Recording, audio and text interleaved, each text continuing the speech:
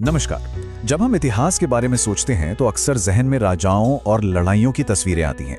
पर इतिहास सिर्फ यही नहीं है, ये उन महान आत्माओं की भी कहानी है जिन्होंने एक सीधे सरल विचार से समाज की दिशा ही बदल दी। आज हम एक ऐसे ही पथ प्रदर्शक गुरु नानक देव जी के जीवन और उनकी शिक्षाओं को समझेंगे। तो चलिए अपनी बात इसी सवाल से शुरू करते हैं।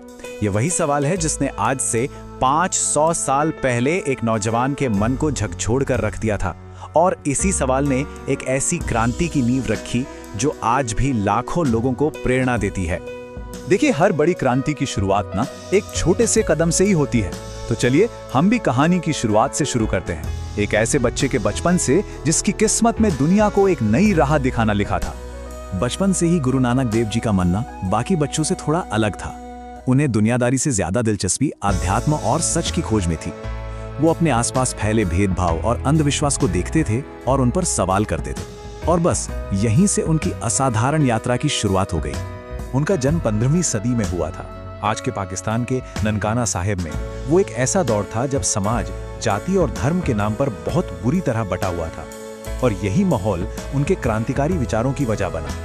तो सच की एक चिंगारी तो मन में जल चुकी थी, लेकिन अब इसे पूरी दुनिया में फैलाने का समय था। और यहीं से शुरू हुई उनकी लंबी और दुनिया बदल देने वाली यात्राएं। इन यात्राओं को उदासियां कहा जाता है।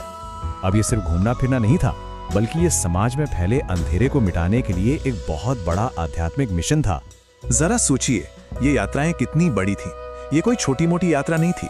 20 साल से भी ज्यादा का वक्त और हजारों किलोमीटर पैदल चलकर उन्होंने लगभग पूरे एशिया का सफर किया। पूरब में भारत से लेकर पश्चिम में मक्का मदीना तक, और उत्तर में तिब्बत से लेकर दक्षिण में श्रीलंका तक। और वो हर जगह एक ही संदेश लेकर गए कि ईश्वर एक है और सभी इंसान बराबर हैं।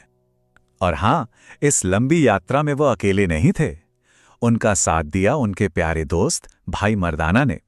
जब गुरु नानक अपनी वाणी से संदेश देते तो भाई मर्दाना अपने रबाब की धुन से उसमें संगीत घोल देते थे। ये सच में संगीत और संदेश का एक अद्भुत संगम था। तो सवाल ये उठता है कि इन लंबी यात्राओं का निचोड़ क्या था। असल में गुरु नानक की पूरी शिक्षा को 3 बहुत ही सरल लेकिन बेहद शक्तिशाली नियमों में समझा जा सकता है। ये नियम आज भी हमारा मार्गदर्शन करते हैं। जी हाँ, ये वो 3 स्तंभ हैं जिन पर एक सार्थक जीवन की इमारत खड़ी की जा सकती है। तो आइए एक एक करके इन सुनहरे नियमों को समझते हैं। पहला सिद्धांत है नाम जपो। इसका मतलब है उस एक ईश्वर का ध्यान करना जिसे उन्होंने एक ओंकार कहा, यानी बनाने वाला एक ही है। ये संदेश हर तरह के भेदभाव से ऊपर उठकर ईश्वर की एकता की बात करता था। दूसरा सिद्धांत है किरत करो, यानी ईमानदारी और मेहनत से अपनी रोजी रोटी कमाओ। उन्होंने सिखाया कि कोई भी काम छोटा या बड़ा नहीं होता, हर किसी को गर्व और सम्मान के साथ मेहनत करनी चाहिए। और तीसरा सबसे महत्वपूर्ण सिद्धांत, वंड छको। इसका सीधा सा मतलब है जो कुछ भी तुम्हारे पास है उसे जरूरतमंदों के साथ बांटो। ये करुणा, भाईचारे और निस्वार्थ सेवा का सबसे बड़ा प्रतीक है। लेकिन ये सिर्फ कही सुनी बातें नहीं थीं। गुरु नानक ने इन सिद्धांतों को असल जिंदगी में उतार कर दिखाया और समाज में एक असली क्रांति ला दी।